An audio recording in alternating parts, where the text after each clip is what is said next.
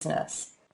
Yes, even though hashtags and at mention, so if you put at and then an Instagram handle, it will be a live link in your bio, and the hashtag will be a live link in your bio.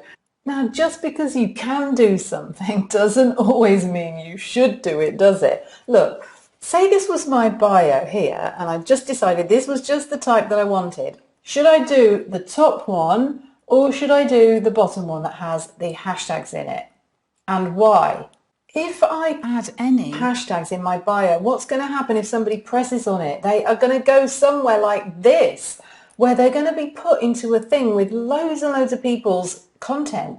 We're trying to keep them on your account so they can get to know you, make a decision to follow you or be your customer. We don't want to be sending them off to places that are full of other people's stuff, do we? So please don't use hashtags unless you're a really, really big account or a big brand that has a branded hashtag that people do use a lot. So that'll be the only time I would say use a hashtag. So please take notice of that. It's going to be not good to be sending traffic off your account and somewhere else. The good reason to use an at mention is if you have two accounts and you want to make people aware of the other things that you're doing on your other account, then put that at mention with your other Instagram handle in, then they'll be able to click on it and go directly to your other accounts. Now, I said there was 5 common mistakes that people make, and this number 5, I just want to talk about the subtle but powerful changes that you can make to your bio that are going to make all the difference. The things that I commonly see people doing time and time again on their bios that they can just tweak a little bit and it's going to make a big difference. So here they are.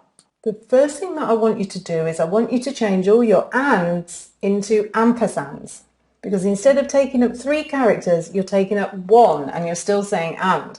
So please change all your ands into ampersands in your bio, because it's going to mean even if you're not using up all the characters that you have, it means you'll be getting more stuff into the see more, before the see more bit comes up. So it's a good thing to do.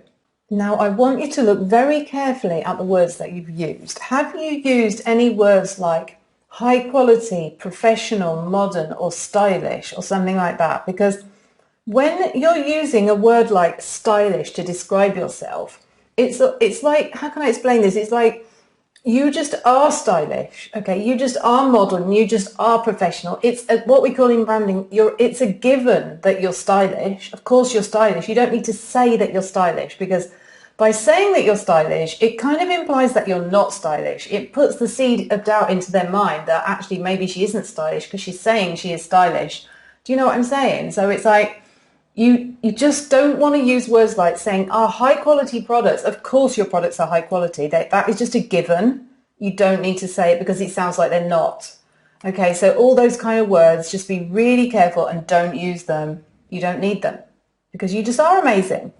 Be confident. Read back what you've written and think, are there any words in there that are not sounding confident? Like here, former award-winning textile designer. No, award-winning textile designer. Own it. You won an award. Be confident. Own your gifts and your talents and be confident out there. Someone comes to your account, they're looking at your bio, they're busy. They just need to get to the information they need first. Have you got it in the right order? Look at this example here. Is the most important thing I need to see about this bio, you will always have time for your morning coffee? Or could I rearrange it?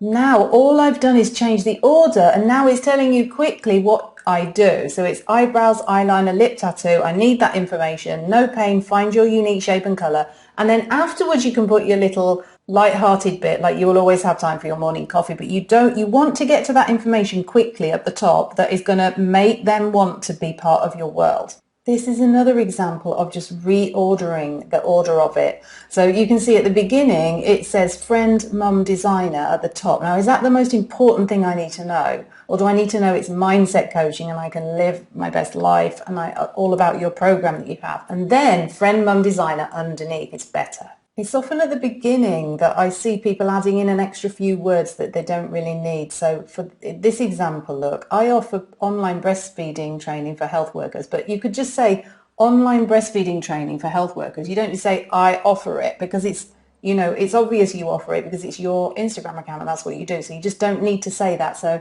see if there's any words you've put at the beginning explaining I do this and I do that you don't need. You can just launch into it's this or it's that. This is another example of one of those, of words that you don't need at the beginning. It says, let me share my passion. You don't need to say that. You can just say, sharing my lifelong passion. You're not asking for anyone's permission. You're not letting them share your passion.